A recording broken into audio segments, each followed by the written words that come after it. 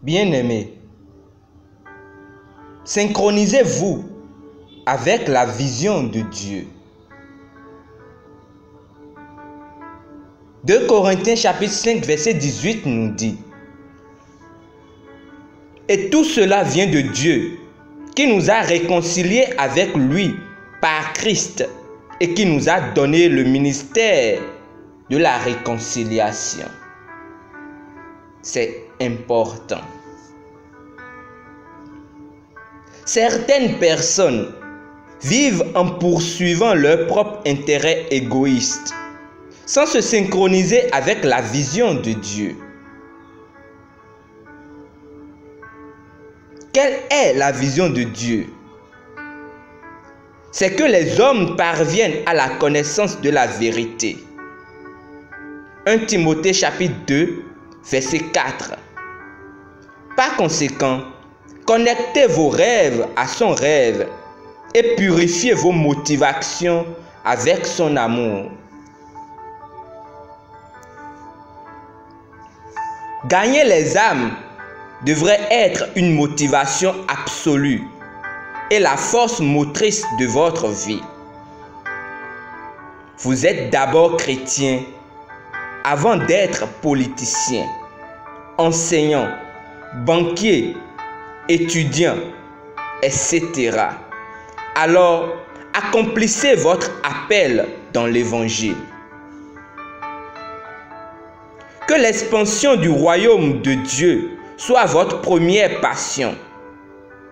C'est là que réside la vraie joie, l'épanouissement et toutes les bénédictions que vous désirez.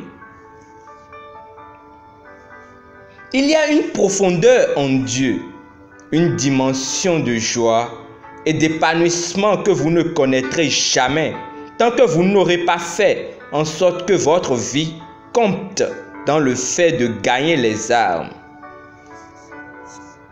Jésus a dit dans Marc chapitre 16 verset 15: Allez par tout le monde et prêchez la bonne nouvelle à toute la création. Dans Matthieu chapitre 24 verset 14, il a dit: Cette bonne nouvelle du royaume sera prêchée dans le monde entier pour servir de témoignage à toutes les nations. Alors viendra la fin.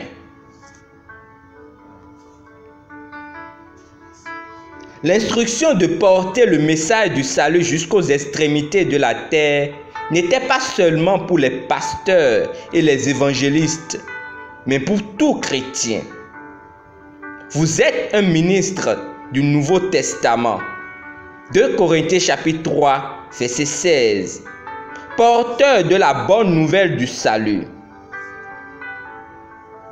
Vous avez été chargé de toucher ceux qui vivent dans les ténèbres avec la lumière du salut. Vous êtes une lumière dans un monde ténébreux. Par conséquent, soyez embrasés par l'évangile de Jésus-Christ. Faites-le briller constamment devant les autres avec une lueur incessante afin qu'ils puissent également devenir des lumières. Vous êtes l'homme que Dieu a pour ce moment afin d'annoncer la parole de vie et ouvrir les yeux de ceux qui sont perdus pour les faire passer des ténèbres à la lumière et de la puissance de Satan à Dieu. Prions ensemble. Cher Père, merci pour ta grâce de salut qui est à l'œuvre maintenant, à mesure que tes enfants partout dans le monde proclament l'évangile. Plusieurs sont détournés des ténèbres pour la lumière et de la puissance de Satan à Dieu lorsqu'ils entendent et reçoivent l'évangile aujourd'hui au nom de Jésus-Christ. Amen. Pour une étude approfondie, lisons Habakkuk chapitre 2 verset 14, Actes chapitre 26 verset 16 à 18.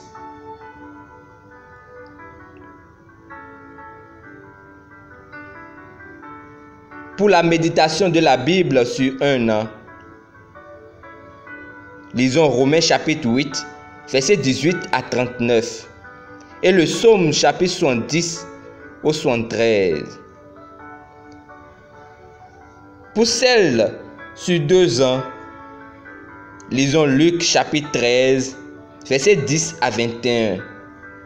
Et Juge chapitre 11.